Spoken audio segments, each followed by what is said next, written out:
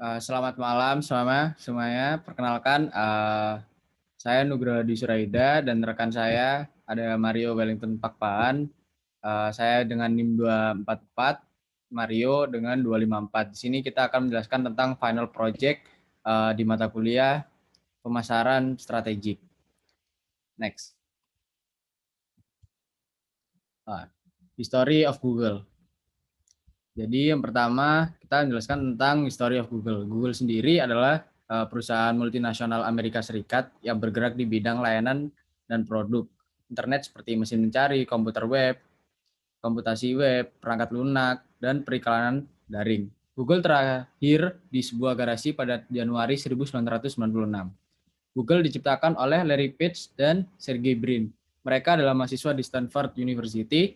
Mereka menganalisa hubungan sebuah web dengan web yang lain dan mereka tuh berpikir untuk membuat seperti search engine untuk dapat membuat hubungan yang relevan. Dengan menggunakan Backrub adalah search engine yang mereka buat pertama kali dan sistemnya menganalisis backlink. Nah, Larry Page dan Sergey Brin melakukan pengujian dan menjadikan tesis mereka sebagai penelitian untuk search engine mereka. Akhirnya, search engine buatan mereka digunakan oleh Stanford University di google.stanford.edu dan domain google.com diregistrasikan pada 15 September 1997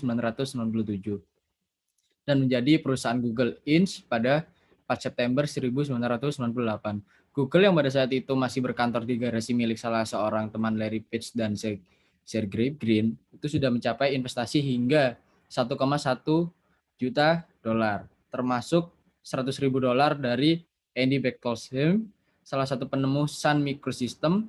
Google ini baru berpindah kantor pada Maret 1999 ke Palo Alto. Sejak saat itu, Google terus berkembang dan terus memperoleh banyak kunjungan ke search engine atau bahkan mesin pencarinya karena desain yang simpel dan hasil pencarian yang bagus dan efisien. Produk-produk yang diluncurkan oleh Google Inc. ini sebagai hasil dari banyak akuisisinya dengan perusahaan lain akhirnya meluncurkan web series, mobile, news, translate, blog search, alert, Google Chrome, image search, Drive, Groups, Scholar, Google Meet, dan sebagainya. Next.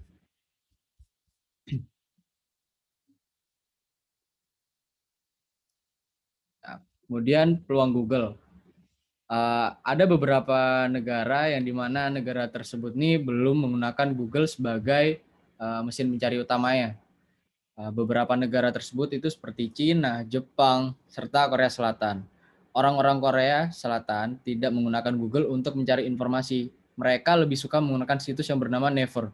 Kata Naver sendiri diambil dari bahasa Inggris yaitu navigate dan akhiran er. Lalu digabung menjadi kata Naver yang berarti seorang pelayar di dunia web. Situs ini dirilis pada Juni 1999 oleh sekelompok mantan karyawan Samsung. Kemudian di Jepang, Google kalah oleh Yahoo. Padahal di Indonesia malah sebaliknya. Orang-orang Jepang mencari informasi melalui yahoo.co.jp, yaitu situs Yahoo versi Jepang. Sebenarnya Yahoo sendiri dirilis sebelum Google. Di negara-negara lain saat Google dirilis, posisi Yahoo ini tergeser. Tiongkok memang sangat membatasi produk-produk dari luar negeri. Mereka lebih suka menggunakan produk lokal, termasuk situs pencarian. Oleh maka itu, Google tidak populer di Tiongkok. Sedangkan untuk mencari informasi, mereka menggunakan situs baidu.com, taobao.com, dan qq.com. Namun dari ketiga situs tersebut, Baidu ini merupakan yang paling banyak digunakan dibandingkan yang lain. Baidu ini dirilis pada Januari pada tahun 2000 dan memiliki layanan ensiklopedia seperti Wikipedia yang bernama Baidu Baike. Namun ada sebuah wacana bahwa di Cina, Google sendiri dilarang untuk digunakan. Wacana ini lahir karena pemerintah Cina sendiri yang secara langsung menyatakan bahwa Google tidak boleh digunakan di Cina. Berikut adalah beberapa alasan mengapa pemerintah Cina tidak mengizinkan Google membuka layanan di Cina. Yang pertama yaitu pemerintah Cina ini tidak ingin warganya membaca informasi atau berita yang dianggap dapat mendoktrin warga Cina dan merugikan pemerintah Cina. Kemudian yang kedua, pemerintah di Cina adalah komunis. Pemerintahan komunis takut akan perubahan. Mereka tidak mau kekuasaannya direnggut karena sebuah kebenaran yang baru terungkap. Sedangkan Google selalu memprioritaskan informasi berdasarkan fakta, sehingga hal ini dianggap berbahaya untuk pemerintah. Yang ketiga yaitu Google dan YouTube menjunjung tinggi freedom of speech, sedangkan komunis melarang freedom of speech. Nah, yang keempat atau yang terakhir yaitu Cina ini tidak ingin Google mendapat keuntungan dari negaranya. Cina ingin membuat sebuah ekosistem internet yang hanya menguntungkan bagi pemerintahan komunisnya. Next. Kemudian ada segmenting, targeting, dan positioning. Kami membahas segmenting dan targeting dari perusahaan Google dan layanannya yang menarik dalam bidang marketing, yaitu Google Advertisement. Nah, Google harus bisa memahami bagaimana karakter dan isi sebuah negara yang akan mereka masuki. Sebelum Google dapat menjalankan kegiatan STP ini, mereka harus mampu mengidentifikasi competitive advantage yang mereka miliki ketika masuk ke dalam sebuah negara. Seperti yang terlihat pada gambar tersebut, competitive advantage yang dapat dijalankan oleh Google adalah dengan memiliki sumber daya atau kemampuan yang pertama itu berharga di pasar, kemudian rare atau langka, ketiga tidak dapat ditiru atau diganti oleh pesaing, kemudian yang keempat yaitu dapat dialihkan ke pasar atau produk lain. Google harus mampu membuat standar yang sesuai dengan kebutuhan di atas yang telah saya sebutkan agar mampu bersaing dengan pasar internasional. Lalu jika sudah menemukan competitive advantage, Google akan dapat melakukan strategi STP dengan baik. Perlu diketahui bahwa pengertian dari segmentasi sendiri yaitu mengidentifikasi subkelompok atau pembentukan strategi. Pelanggan yang serupa atau satu sama lain dan berbeda dari pasar lainnya sehubungan dengan kebutuhan, keinginan, dan tanggapan terhadap bauran pemasaran. Nah, sedangkan pengertian dari targeting yaitu penargetan atau dapat diartikan bahwa seperti persimpangan krusial dalam merumuskan strategi dan menerjemahkan strategi menjadi taktik. Menyesuaikan peluang eksternal dengan kekuatan internal, kemudian kekuatan yang dimiliki perusahaan atau kekuatan yang dapat dikembangkan atau diperoleh oleh suatu perusahaan. Sedangkan positioning itu dapat didefinisikan sebagai penerapan file dari seluruh bauran pemasaran seperti produk, orang, harga, tempat atau distribusi, kemudian promosi atau komunikasi pemasaran terintegrasi. Nah, di situ berguna untuk mengklaim suatu keunikan atau nilai atau value dan posisi bertahan di pasar. Next.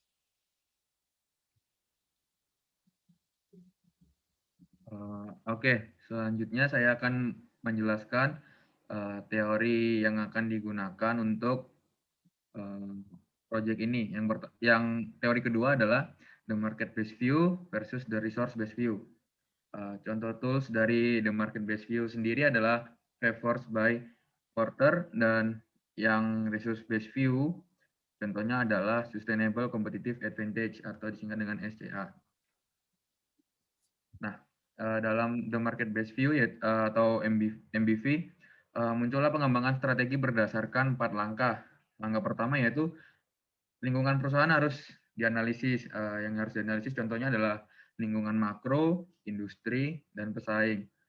Langkah kedua, perusahaan harus memilih industri menarik yang menjanjikan return di atas rata-rata. Yang ketiga, strategi yang selaras dengan struktur industri harus dikembangkan.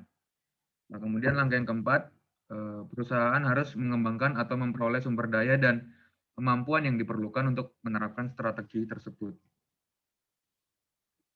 Yang kedua adalah the resource based view. Contoh toolsnya sendiri tadi saya sebutkan adalah Sustainable Competitive Advantage atau SCA.